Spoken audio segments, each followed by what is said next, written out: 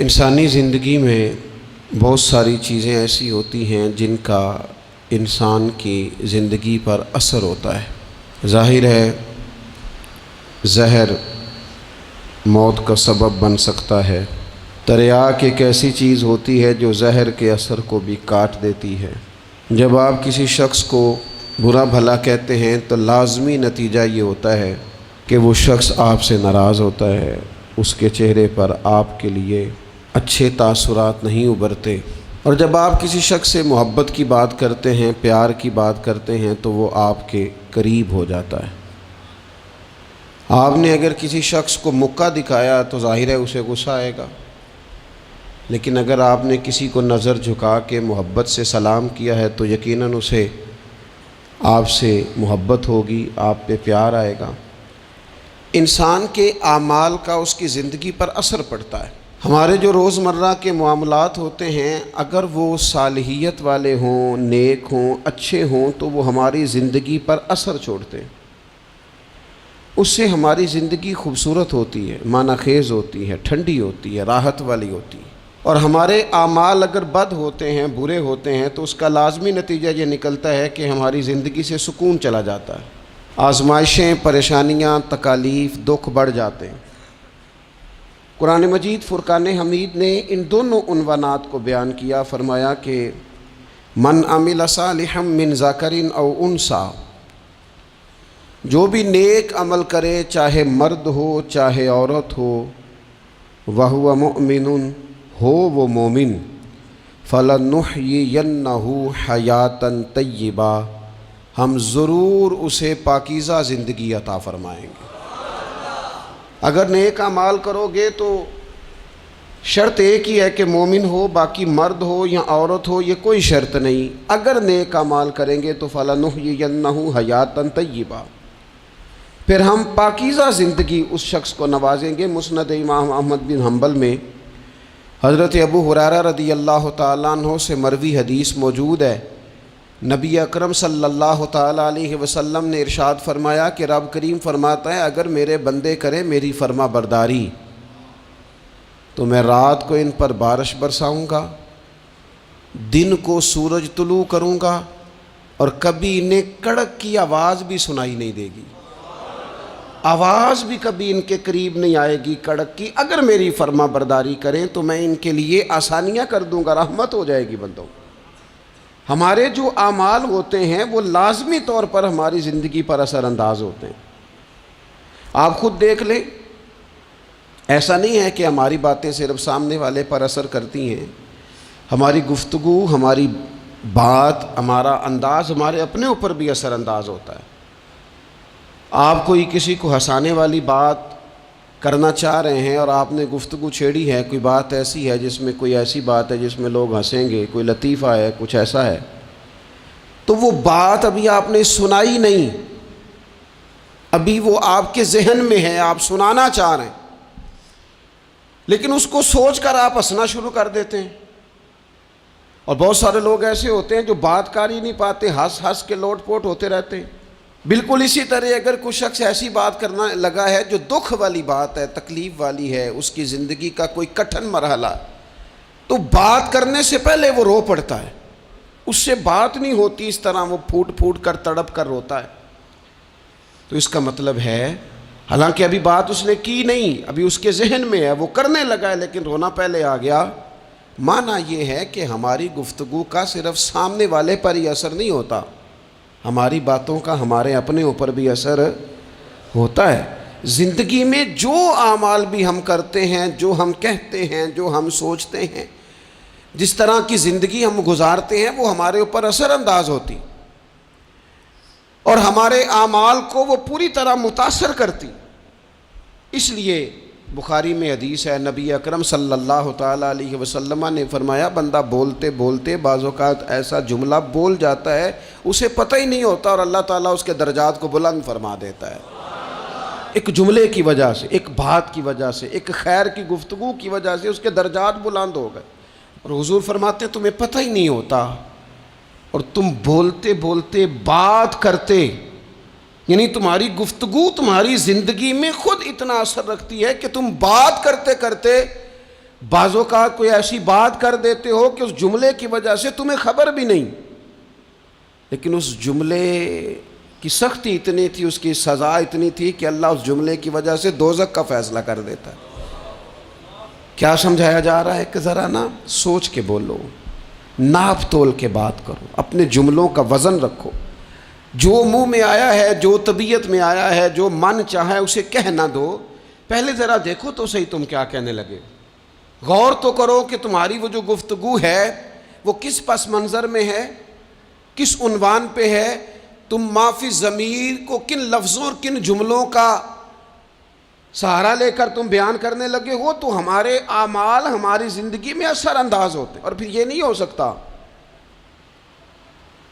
کہ ساری زندگی انسان دوسروں کے رستے میں کانٹے بوتا رہے اور دوسروں کے لیے گڑھے کھودتا رہے اور اپنا رستہ اسے بالکل صاف مل جائے، یہ ہوتا نہیں۔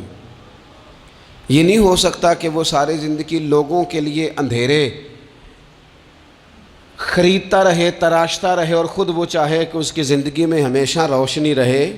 تمام عمر کے کانٹوں کی آبیاری پر عجیب شخص ہے، گلشن کی بات کرتا ہے، ساری زندگی بوتا کانٹے رہا ہے اور باتیں گلشن کی کر رہا ہے۔ ساری زندگی اس نے فصل وہ بوئی ہے جو لوگوں کو کاٹ دے گی، اور بات خوشبو اور پھولوں کی کر رہا ہے۔ تمام عمر کے کانٹوں کی آبیاری پر عجیب شخص ہے، اب گلشن کی بات کرتا ہے۔ یہ کیسے ہوگا؟ تو ان لوگوں کے لیے کھڈے کھودتا رہا ہے اور تیرے رستے کے اندر سپیڈ بریکر بھی کوئی نہ آئے، کوئی چیز تیرے لیے تکلیف کا، یہ ہو نہیں سکتا۔ اللہ کریم نے قرآن مجید میں بالکل اس عنوان کو بیان کیا، فرمایا وَمَا أَصَابَكُم مِّن مُّصِيبَةٍ فَبِمَا كَسَبَتْ أَيْدِيكُمْ وَيَعْفُو عَن كَثِيرٍ۔ فرمایا تمہیں جو بھی مصیبت پہنچتی ہے وہ تمہارے ہاتھوں کے کمائے ہوئے اعمال کی وجہ سے پہنچتی ہے۔ وَيَعْفُو عَن كَثِيرٍ، اور بہت کچھ تو وہ معاف فرما دیتا ہے۔ کچھ اعمال کی سزا تمہیں ملتی ہے، زیادہ باتیں تو مالک مہربان ہے، اپنے فضل سے معاف فرما دیتا ہے۔ اپنی زندگی میں اعمال حسنہ سے اپنے آپ کو آراستہ کریں۔ آپ یقین کریں، ہم جو خیر کا عمل کرتے ہیں تو وہ ہماری زندگی میں بڑے اثرات ڈال کے جاتا ہے۔ یہ جو شر ہوتا ہے اس کا نقصان صرف سامنے والے کو نہیں ہوتا، یہ شر جب پھیلتا ہے تو وہ ہمارے گھروں کو بھی لپیٹ میں لے لیتا ہے۔ معاذ اللہ یہ شر جب پھیلتا ہے تو پھیلانے والے کو بھی اپنی لپیٹ میں لے لیتا ہے۔ جب لوگ آگ جلاتے ہیں پھر یہ تو نہیں نہ ہوتا کہ آگ یہ دیکھتی ہے کہ میں نے اس شخص کو تپش دینی ہے اور اس کو نہیں دینی، وہ تو برابر جلاتی ہے، تو برابر نقصان کرتی ہے، وہ تو برابر لوگوں کی طبیعتوں کے اندر اندھیرا کرتی ہے۔ تو اعمال پر غور کریں، زندگی میں غور کریں، رستہ آخر کون سا ہے۔ میں نے دیکھا ہے کچھ لوگ مستقل بنیادوں پر لگے ہوئے اور وہ اپنے آپ کو آراستہ نہیں کرتے اچھے اعمال کے ساتھ، وہ کسی کرشمے کے منتظر ہیں، کسی دعا کے انتظار میں، کوئی تعویذ چاہتے، وہ کہتے کوئی آئے اور کچھ ایسا کر جائے کہ ہماری زندگی بدل جائے۔ اپنے اعمال پر توجہ دیں، اپنے روزمرہ کی چیزوں کو دیکھیں کہ ایسا نہیں ہوتا کہ ہم کوئی ایسی چیز کھا لیں جو ہماری طبیعت کے ساتھ فٹ نہ ہوتی ہو تو ہمارا سارا سکون لے نہیں جاتی، ہم کوئی ایسی غذا استعمال کر لیں جو ہماری بیماری کو بڑھا دے تو وہ ہمارے لیے آزمائش کا سبب نہیں بن جاتی۔ تو بھائی ہمیں ان غلطیوں کا بھی پتہ ہوتا ہے کہ جو غلطیاں ہم کرتے ہیں تو ہماری زندگی بے چین ہو جاتی ہے۔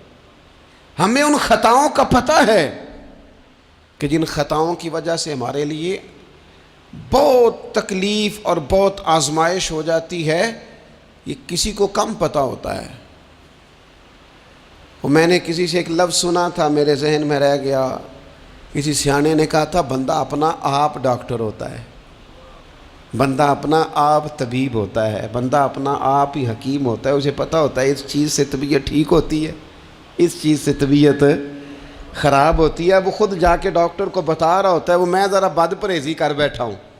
او بھائی تو نیکی اور بدی کے معاملے میں بھی اپنا ڈاکٹر بن، غور کر۔ کسی کو پتہ نہیں تیرے بارے میں، پتہ ہو کہ نہ ہو تجھے تو پتہ ہے نا سارا۔ دوسروں کی غلطیوں کا شک ہوتا ہے، اپنا تو بندے کو پاک ہوتا ہے۔ تے پتہ سارا ہے سردار نو کیتیاں دا، اسے ساری خبر ہے، من نانم کے من دانم، یہ ساری زندگی اپنی کوتاہیاں دوسروں پہ ڈالے، یہ دوسروں کو اپنی غلطیوں کا ذمہ دار بنائے، یہ پیچھے رہنے کی وجہ کسی اور کو قرار دے، اس کی مرضی ہے، جان چھڑانا چاہ رہا ہے۔ ورنہ یہ یاد رکھیے کہ انسان کو خبر ہوتی ہے کہ میری زندگی کے اندھیروں کا سبب کیا ہے، اسے پتہ ہوتا ہے کہ یہ جو عمارت انکمپلیٹ رہ گئی ہے تو میں کہاں سست ہوا تھا تو رہ گئی ہے۔ جس طرح اعمال حسنہ، میں نے دونوں مقام قرآن مجید کے آپ کے سامنے رکھے، جس طرح اعمال حسنہ نور پیدا کرتے ہیں، جس طرح نیکی زندگی میں سرور لاتی ہے۔ من عمل صالحا من ذکر او انثی وهو مؤمن فلنحیینہ حیاتا طیبہ، جو بھی نیک اعمال کرے، مرد ہو یا عورت ہو، شرط ہے کہ مومن ہو، فلنحیینہ حیاتا طیبہ، ہم اسے پاکیزہ زندگی عطا فرمائیں گے، اور ضرور پاکیزہ زندگی عطا کریں گے۔ ساتھ ہی قرآن مجید نے آگے جا کر ایک اور مقام پر یہ بھی کہہ دیا کہ وَمَا أَصَابَكُم مِّن مُّصِيبَةٍ فَبِمَا كَسَبَتْ أَيْدِيكُمْ وَيَعْفُو عَن كَثِيرٍ، تمہیں زندگی میں جو بھی مصیبت پہنچتی ہے تمہارے اپنے کمائے ہوئے اعمال کی وجہ سے پہنچتی ہے، زیادہ تو اللہ معاف کر دیتا ہے۔ اور نبی پاک صلی اللہ تعالیٰ علیہ وسلم نے ان الفاظ کے ساتھ اس مضمون کو بیان کیا، فرمایا نیکی وہ ہے جو تیرے دل کو سکون عطا کرے۔ اب اس پر بھی غور کر لینا چاہیے کہ اگر کسی کی نیکی بھی اسے سکون نہیں دے رہی، اس نے اتنا راشن بانٹا ہے پھر بھی طبیعت کو سکون نہیں، تو پھر وہ دیکھ لے نیکی تو ہے پر ذرا معیاری نہیں ہو سکی، نیکی تو ہے پر رضائے الہی والی نہیں ہے، اس نے بڑے خیر کے کام کیے ہیں پر طبیعت پھر بھی بے قرار ہے، تو اس کا مطلب یہ ہے کہ نیکی تو ہے پر کہیں کہیں اس میں دکھاوا آ گیا ہے۔ حضور فرمانے لگے نیکی وہ ہے جو تیرے دل کو قرار عطا کرے، اور فرمایا گناہ وہ ہے، بدی وہ ہے جو تیرے دل میں کھٹکے، اور تو اس بات سے ڈرے کہ کہیں لوگوں کو پتہ نہ چل جائے، وہ بدی ہے، وہ شر ہے، وہ خوف ہے۔ یہ بڑی عقل کے قریب تعریف ہے نیکی اور بدی کی، اگر سمجھ میں آئے تو یہ جو نیکیاں ہیں یہ طبیعت کو ٹھنڈا کرتی